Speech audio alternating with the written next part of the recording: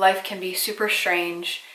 It ebbs, it flows, thoughts come and go, people come and go, the seasons continue to change. I'm actually filming this on the winter solstice. In the grand scheme of things, we're very aware that we're sort of just floating, we're on this earth, we're going through the solar system, but that doesn't alleviate, or it doesn't always alleviate, the feeling of the struggle that we sometimes have, or when we've really been striving for something and we just can't seem to meet that goal. It is always helpful to be introspective, self-reflective, and these journal exercises have always helped me over the course of time, so I figured they could help you too. Because life is sort of this continuation of happy moments, some worrying about small things, worrying about big things, I figured this journal exercise would be a great way to suggest you prepare for 2023 and sort of get yourself refocused so that you can feel good about the new year and not just that it's another droning on. Light a candle, maybe have a cup of tea, and get yourself in the mindset to do this journal exercise. It doesn't have to be long. I would say at most it should take you 20 minutes. And you could probably also accomplish it in 10 minutes if you're short on time. But I would recommend doing this even if you're not the journaling type. Write down exactly what you want out of 2023. You could even go as far as what you want in the next 5 years. They should be super simple, maybe even just one word. You could literally just write down happiness. You could write down focus.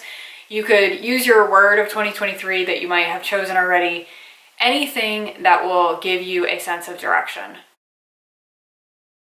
Start journaling about true honesty of who you are in comparison to where you want to be. Who you are and where you currently are right now. Let's take an example of maybe you want an advanced degree. Maybe you have finished high school and you don't have college yet, or you have finished college and you want your master's degree. Be honest with yourself. Where are you right now? Who are you as a person? Are you a good student? Have you previously tried to do this and not succeeded?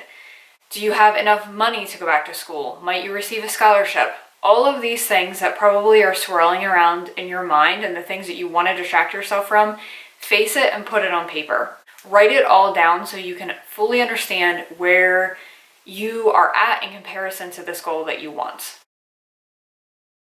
The goal here is to just focus on writing down the actions you think you need to take. Example of the graduate degree, then you will want to write down find a school. Find a school that you would be happy to go to and be happy to put on your resume one day.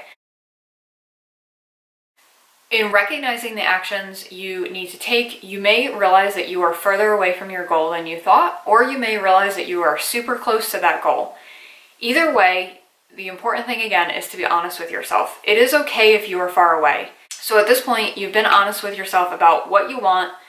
You've been honest with yourself about how far you are away from what you want.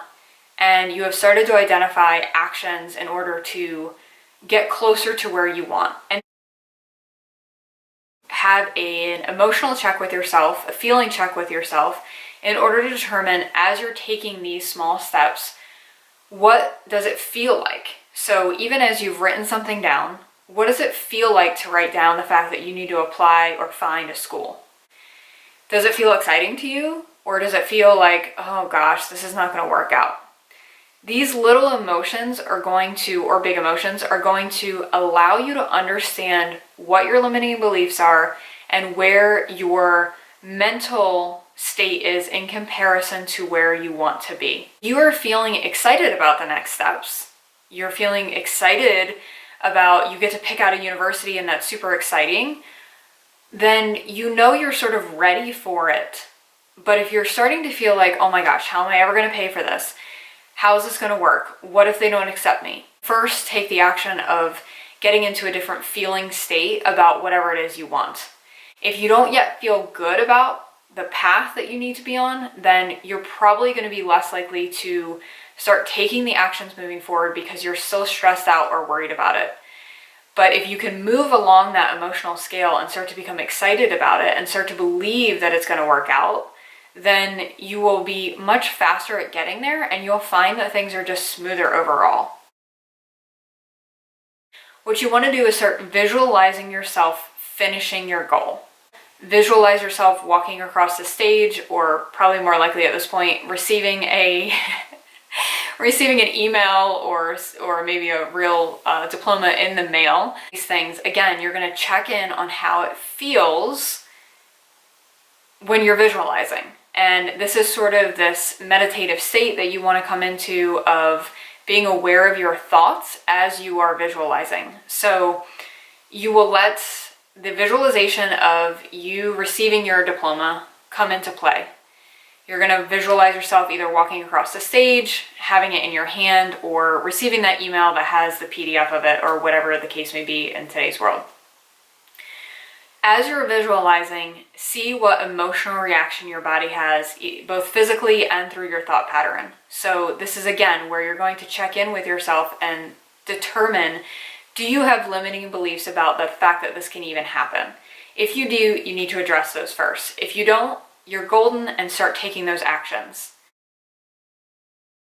Repeatedly do this until you can fully feel that it is going to happen and that you know you're believing in yourself. Moments of despair, or moments that maybe you don't get good news, or maybe another disappointment in your life triggers a thought pattern of disappointment in this area of your goal, you're going to want to erase that from your mind, come back to what you've journaled here today, and realize this can happen. And then you're going to keep going. You're going to keep taking those actions.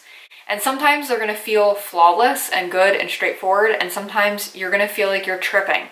The goal here is to keep going. Do not stop. Now, of course, if you somehow have some emotional reaction where you all of a sudden realize you don't even want this, and I'm not talking about when you have a disappointing moment and you're just like, oh, this is stupid, but you truly realize you don't want it, then stop, of course. Don't keep plowing through because of somebody else wants you to do something. You will know when this is external or internal and you don't want it any longer. The only way to get to this point of really truly knowing is to start taking actions forward. Otherwise, you're just going to keep thinking about it in your mind.